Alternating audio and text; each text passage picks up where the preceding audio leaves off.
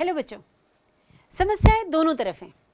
एक तरफ हमने देखा पॉपुलेशन एक्सप्लोजन और दूसरी तरफ हमने ये देखा कि हम कैसे पॉपुलेशन को कम कर सकते हैं। बहुत सारी टेक्निक्स हमने देखी, बैरियर मेथड्स देखे, सर्जिकल मेथड्स देखे, कंट्रासेप्शंस देखे कि हमारा पॉपुलेशन कंट्रोल हो जाए, राइट। दूसरी तरफ जिस समस्या की अब हम चर्चा करेंगे वो है इनफर्टिलिटी, मतलब बांझपन, बंध्यता। ये क्या है? What is it? If two partners go in continuation for 1 year, 2 years, 3 years, even up to 10 years with unprotected sex, मतलब बिना किसी प्रोटेक्शन के अगर वो आपस में कम से कम 10 बरस तक संपर्क में रहते हैं, but they are not able to produce any of the offspring, neither the baby boy or the girl, and female is not able to conceive, मतलब वो गर्भाधान नहीं कर पाती है, तो हम ऐसी अवस्था को बांझपन या इनफर्टिलिटी कहते हैं। एक और टर्मिनोलॉजी आती है जिसका हम नाम देते हैं स्टेरिलिटी। इसकी चर्चा हमने की है अभी जब हम बीमारियों के बारे में पढ़ रहे थे, सेक्सुअल ट्रांसमिटेड डिजीजेस के बारे में पढ़ रहे थे, तो मैंने आपको एक टर्मिनोलॉजी दी थी कि इससे स्टेरिलिटी भी आती है। अब व्हाट इज दिस स्टेरिलिटी? क्या ये इनफर्टिलिटी है? नहीं बेटा, साइंस में जो महत्व है, science is an art of definition and terminology. इसमें आपको शब्दों को पकड़ के रखना पड़ता है। इनफर्टिलिटी अलग चीज़ है, स्टेरिलिटी अलग चीज़ है। स्टेरिलिटी वो बात है, वो अवस्था है, वो स्टेज है जिसमें प्रोडक्शन या प्रजनन या रिप्रोडक्शन नहीं हो पा रहा है ड्यू टू सम और दी अदर रीज़न। लेकिन और वो जो स्टेरिलिटी है वो किसी खास कारण से आई है। पर इनफर्टिलिटी हम उसको कहते हैं कि सारी अनुकूल अवस्थाओं के बावजूद, सारी ऑप्टिमम कंडीशंस के बावजूद अगर reproduction is failure, that means that is called infertility. Conceive नहीं कर पा रही है फीमेल, उसको हम कहते हैं इनफर्टिलिटी। अब ये इनफर्टिलिटी कितने तरह की हो सकती है, तो यहाँ देखें। इनफर्टिलिटी बेसिकली दो तरह की होती है, एक होती है प्राइमरी और दूसरी होती है सेकेंडरी। जो प्राइमरी इनफर्टिलिटी है वो क्या है? प्राइमरी इनफर्टिलिटी में female has never ever conceived, वो कभी कंसीव नहीं की। लेकिन सेकेंडरी फर्टिलिटी में एक बार कंसीव किया है एंड देन सेकेंड टाइम जो कंसेप्शन हो रहा है, जो कंसीव करना है, उसमें कुछ मुश्किलात आ रही है, जो कुछ दिक्कत आ रही है, तो ये होता है सेकेंडरी फर्टिलिटी। अब चाहे इनफर्टिलिटी प्राइमरी हो चाहे इनफर्टिलिटी सेकेंडरी हो, इसमें हम मेल और फीमेल की इनफर्टिलिटी अलग अलग लेते हैं। तो मेल और फीमेल की इनफर्टिलिटी कैसे हम देखेंगे? मेल की इनफर्टिलिटी में यदि हम देखते हैं तो कहीं ना कहीं या तो उनके रिप्रोडक्टिव सिस्टम में कोई गड़बड़ी है या फिर जो फ्लूइड है, जो सीमेन है, उसमें कहीं कोई गड़बड़ी है। दो तरह की बातें हो सकती हैं। फीमेल की अगर हम इनफर्टिलिटी की बात करते हैं तो या तो ओवम प्रोडक्शन में कोई गड़बड़ी आ रही है या फिर क्या हो रहा है कि फीमेल के कोई रिप्रोडक्टिव सिस्टम में कहीं कोई गड़बड़ी है। अब इनफर्टिलिटी चाहे जैसी भी हो, इसका निदान क्या है? ये अगर समस्या है तो इसका समाधान क्या है? How could we treat the problem of infertility? हम इसका हल कैसे निकालें, कैसे हम इस समस्या का समाधान निकालें? तो बहुत से अराउंड फ्यू डिकेड्स अगो, कई दशक पहले ये बात सोची गई, रची गई और एक समाधान निकाला गया जिसको हम कहते हैं IVF, इन विट्रो फर्टिलाइजेशन। ठीक है, पर उसके बाद कई सारी टेक्निक्स आई, कई सारी तकनीकों पे हमने काम किया इस समस्या से निपटने के लिए, और इन सारी तकनीक समाधान जो थे, जो टेक्निकल सॉल्यूशंस थे, इन सब को हमने रख दिया किसके अंतर्गत? आर्ट के अंतर्गत। What is an art? Assisted reproductive technique. Got it? तो असिस्टेड रिप्रोडक्टिव टेक्निक में अब क्या क्या चीज़ें आती हैं? तो इसमें हम ACSI लेते हैं, इसमें हम गिफ्ट लेते हैं, इसमें हम जिफ्ट लेते हैं, इसमें हम IVF लेते हैं, इसमें हम इवन सरोगेसी को भी लेते हैं। तो इन सारी बातों का अध्ययन अब हम करेंगे। तो पहले बिंदु की शुरुआत हम करते हैं इनफर्टिलिटी इन मेल। मेल की जो इनफर्टिलिटी है, देखिए जो सीमेन की क्वांटिटी होती है वो तकरीबन एक एजेक्यूलेशन में 2.5 से लेके 5 ml सीमेन होना चाहिए और उसमें मोटिलिटी बढ़िया होनी चाहिए। हमने पहले ही चर्चा की है कि कम से कम 60-40 का ratio perfect structure, morphology and the motility के बीच में होना चाहिए।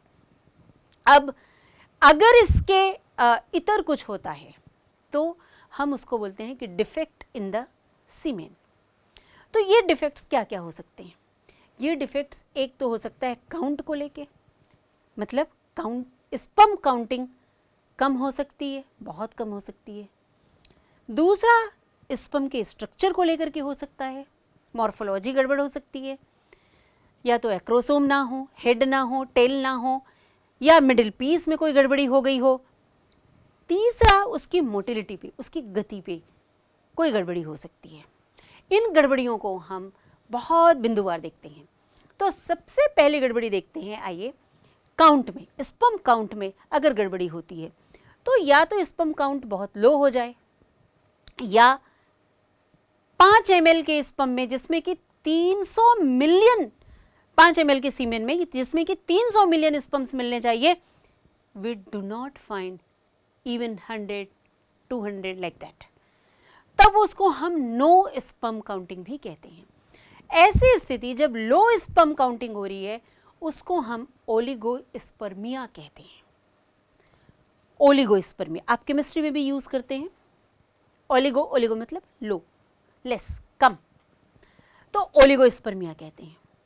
और जब नो स्पर्म आता है, जब हम काउंटिंग देखते हैं इतनी कम है कि हम उसको तकरीबन नगण्य मान लेते हैं, उसको हम एज़ूस्पर्मिया कहते हैं।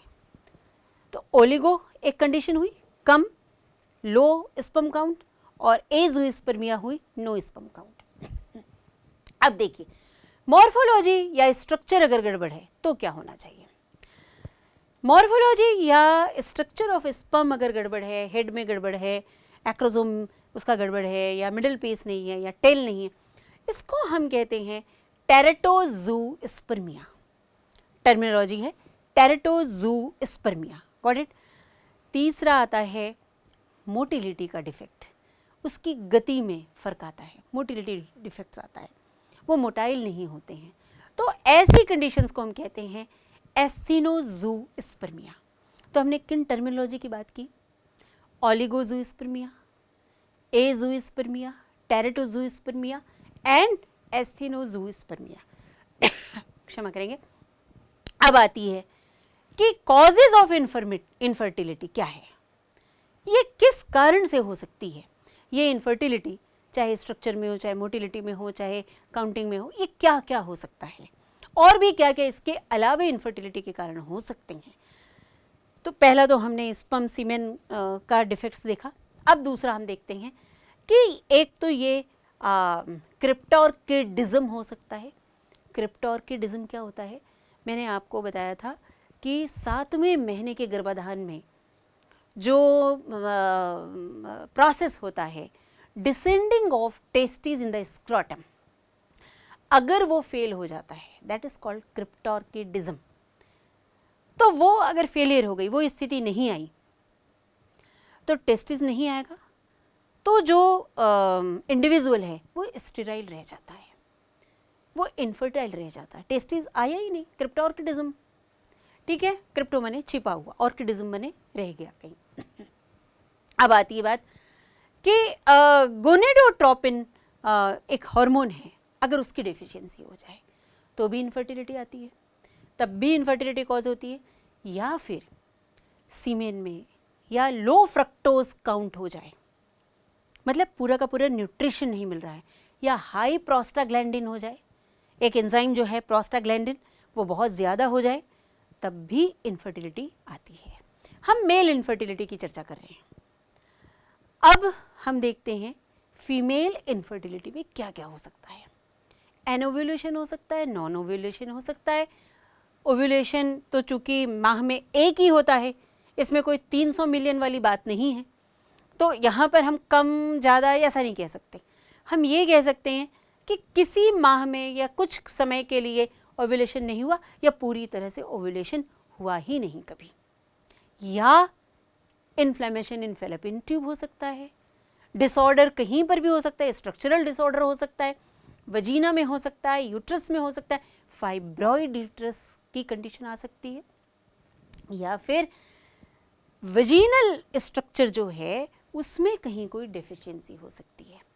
अगर यूट्रस में कोई डेफिशिएंसी है, इम्प्लांटेशन नहीं होगा, फैलोपियन ट्यूब में कोई डेफिशिएंसी है तो फर्टिलाइजेशन नहीं होगा, अगर ओवेरियन सेल में कोई डेफिशिएंसी है तो ओव्यूलेशन नहीं होगा। सर्वाइकल डेफिशिएंसीज भी हो सकती हैं और इन सब के कारण इनफर्टिलिटी अकर्स, बांझपन आ जाता है। खैर, ये तो चर्चा हमने की थोड़ी सी बांझपन, उसके कारण और प्रकार, मतलब infertility types and it's causes.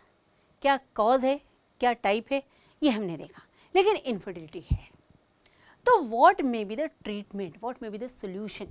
इसके लिए टेक्निक आई 8, असिस्टेड रिप्रोडक्टिव टेक्निक। अब असिस्टेड रिप्रोडक्टिव टेक्निक में हम देखते हैं कि सबसे पहले टेक्निक क्या है, तो IVF, इन विट्रो फर्टिलाइजेशन। बड़े बड़े होर्डिंग्स में, आपके शहर में, अखबार में, न्यूज़ मैगजीन्स में, टीवी चैनल्स में बड़े बड़े अक्षरों में लिखा आता है कि निःसंतान दंपत्ति निराश ना हो, test tube baby. What is it? ये क्या है? IVF टेक्निक है, इन विट्रो फर्टिलाइजेशन है। क्या किया जाता है इसमें कि फर्टिलाइजेशन की कहीं कोई प्रॉब्लम हो रही है, मतलब फैलोपियन ट्यूब में कहीं प्रॉब्लम है, क्योंकि फर्टिलाइजेशन का स्पॉट क्या है, क्या है स्पॉट, लोकेशन क्या है फर्टिलाइजेशन का, वो है एम्बुला इस्थमस जंक्शन। और एम्बुला इस्थमस जंक्शन में फर्टिलाइजेशन अगर नहीं हो रहा है, कहीं ना कहीं फैलोपियन ट्यूब में प्रॉब्लम है, तो उस प्रॉब्लम से निपटने के लिए गैमेट्स निकाले जाते हैं। फीमेल से ओवा निकाला गया और मेल से स्पर्म निकाला गया, और उनको एक सिमुलेटेड लैब टेक्निक जो कंडीशंस होती हैं उनके तहत टेस्ट ट्यूब में, पेट डिशेस में रख के उनको फर्टिलाइज़ किया जाता है और 3-4 दिन तक छोड़ दिया जाता है। उसके बाद जब वो जाइगोट में कन्वर्ट होने लगता है, ब्लास्टुला स्टेज आ जाती है, तब उनको लेकर के फिर यूट्रस में इम्प्लांट किया जाता है, अंदर डाला जाता है। इसको हम कहते हैं इन विट्रो फर्टिलाइजेशन, IVF, और इसी का नाम टेस्ट ट्यूब बेबी कहा गया। ये नहीं कि टेस्ट ट्यूब में बेबी डेवलप हो रहा है, बल्कि ये वो तकनीक है जिसमें गैमेट्स लेकर के हमने एक लैब में फर्टिलाइजेशन कराया और 3-4 दिनों के बाद में जब जाइगोट बन गया तो उसको हमने यूट्रस में ट्रांसफ़र कर दिया और फिर वो नॉर्मली डेवलप होता है। क्योंकि प्रॉब्लम कहाँ था? फैलोपियन ट्यूब में। प्रॉब्लम यूट्रस में तो है नहीं, तो यूट्रस में हमने इम्प्लांट किया और उसके बाद वो बेबी डेवलप हो गया। पर चूंकि फर्टिलाइजेशन टेस्ट ट्यूब में या पेट्री डिशेज़ में हुआ है, इसलिए हम उसको टेस्ट ट्यूब बेबी का नाम दे दिए। और जितने भी अखबार, मैगजीन, विज्ञापन आप देखते हैं उसमें वो टेस्ट ट्यूब टेक्निक ही आती है, but that is actually IVF, in vitro fertilisation. अब दूसरी टेक्निक आती है ICSI, मतलब intracytoplasmic sperm injection.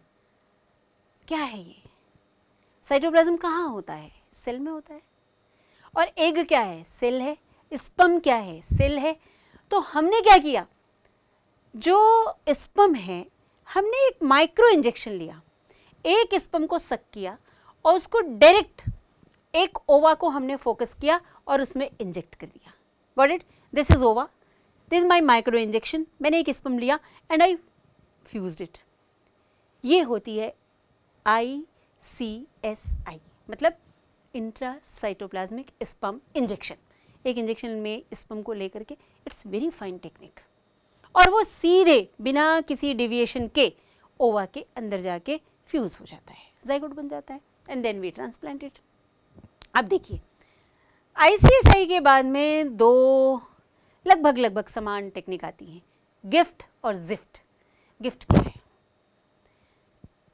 Gamete intrafallopian technique. और जिफ्ट क्या है? Zygote intrafallopian technique. तो गैमेट इंट्राफेलोपियन टेक्निक में हम क्या करते हैं, जब भी हमने गिफ्ट टेक्निक का इस्तेमाल किया तो हमने एक डोनर से ओवम को लिया, ओवा को लिया, हो सकता है ओवम की क्वालिटी अच्छी नहीं है जिसको हमको प्रेग्नेंट करना है, जो रेसिपिएंट है उसमें ओवम की क्वालिटी अच्छी ना हो, तो हमने एक डोनर से लिया और फिर उसको हमने क्या किया, फेलोपियन ट्यूब में ट्रांसफ़र कर दिया। गिफ्ट इंट्राफेलोपियन में हम ट्रांसफ़र कर रहे हैं और वहाँ पर स्पर्म जाके उसको फ्यूज़ किया। मतलब गिफ्ट में क्या किया हमने, एक गैमीट लिया, उसको वहाँ पर फेलोपियन के अंदर डाला और वहाँ पे चूँकि फर्टिलाइजेशन तो वहीं होना है एम्पोलाइस्टमस जंक्शन पे, तो वहाँ पर उसको फर्टिलाइजेशन का एक प्लेस, एक एटमॉस्फेयर क्रिएट करके दिया गिफ्ट। जिफ्ट में देखिए क्या हो रहा है, जिफ्ट में हमने जाइगोट तक डेवलप किया, प्रोसेस वही हुई आईवीएफ तक, गैमेट लिया दोनों से, डोनर मेल से, डोनर फीमेल से, और यहाँ से गैमेट लेके ओवा और स्पर्म को हमने एक सिमुलेटिंग लैब में फर्टिलाइज कराया और 8 ब्लास्टोमियर तक, ये क्वेश्चन आते हैं, ये पूछे जाते हैं बोर्ड में भी और नीट में भी, 8 ब्लास्टोमियर तक हमने उसको डेवलप किया। 8 ब्लास्टोमियर की जो कंडीशन आ गई तब हमने उसको आईयूटी कर दिया। आईयूटी मतलब I for intra uterine transfer. अब हमने उसको यूटेराइन में ट्रांसफ़र किया, मतलब यूट्रस में डाल दिया, इम्प्लांट कर दिया, क्योंकि ब्लास्टोमियर की कंडीशन में ही इम्प्लांटेशन होता है। तो ये हुआ जिफ्ट। गिफ्ट में गैमीट लिया था, फेलोपियन ट्यूब में ट्रांसफ़र किया था। जिफ्ट में 8 ब्लास्टोमियर ले करके हमने इसको ट्रांसफ़र किया। अब आता है एआई। एआई माने आर्टिफिशियल इंसेमिनेशन। ये किस में होता है? देर आर मेल, कई मेल में erection of penis does not occur, the sperms are formed. Sperms की काउंटिंग नॉर्मल है, स्पर्म्स हेल्दी भी हैं, but the nerve which is causing the erection in the penis is damaged, या maybe some other factor also, कोई दूसरी बीमारी हो सकती है, कुछ और कारण हो सकता है, alcoholism might be a cause, लेकिन स्पर्म काउंटिंग हेल्दी है।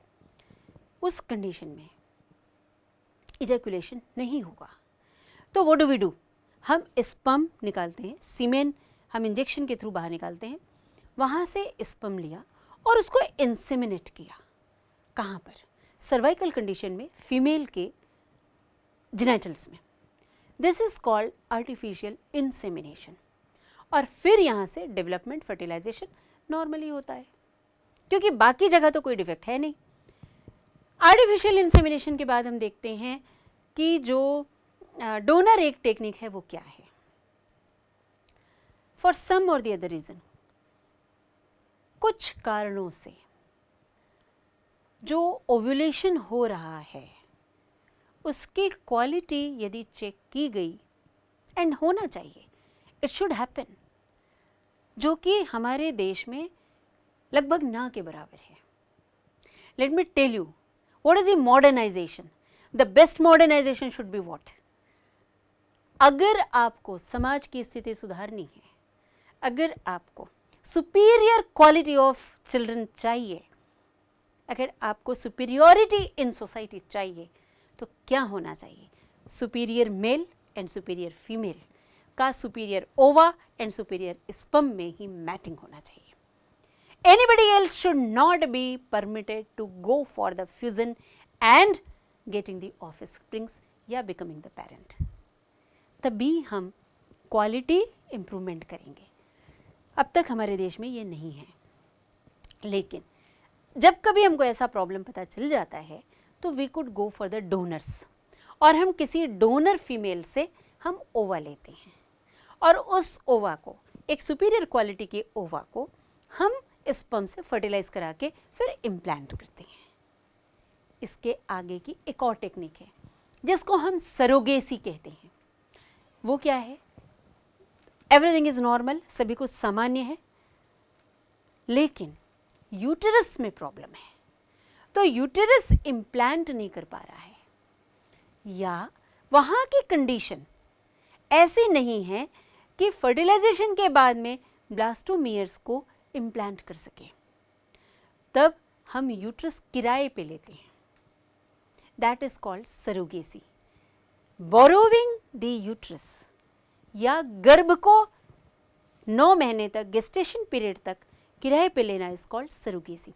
And there is an act, surrogacy act pass हुआ है, बिकॉज किसी भी एक्ट की बात आप करो उसका मिसयूज होने लगता है, तो सरोगेसी का भी मिसयूज होने लगा। People started going for non serious cause also, they started going for surrogacy. कोई ऐसा मेडिकल कॉज नहीं है, कोई सीरियस कॉज नहीं है, लेकिन फिर भी लोग सरोगेसी में जाने लगे। सरोगेसी के और मिसयूज भी होने लगे।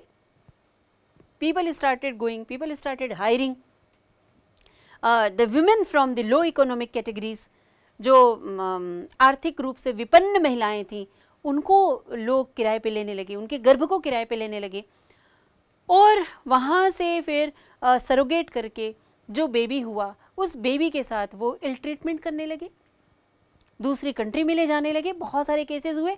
अब 2017-18 में एक सरोगेसी एक्ट पास हुआ, which is imprinted in your book also.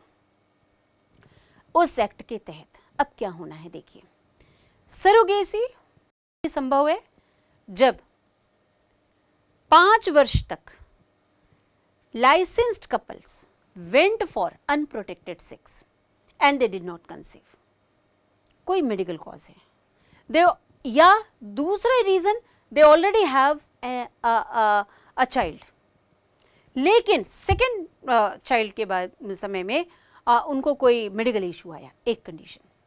दूसरी कंडीशन, जिस फीमेल को वो लेना चाह रहे हैं उस फीमेल का मेडिकल चेकअप और जो रेसिपिएंट है उसका medical checkup must be done by the 2 different physicians, 2 physicians उसमें इंक्लूड होने चाहिए along with the entire gestation period.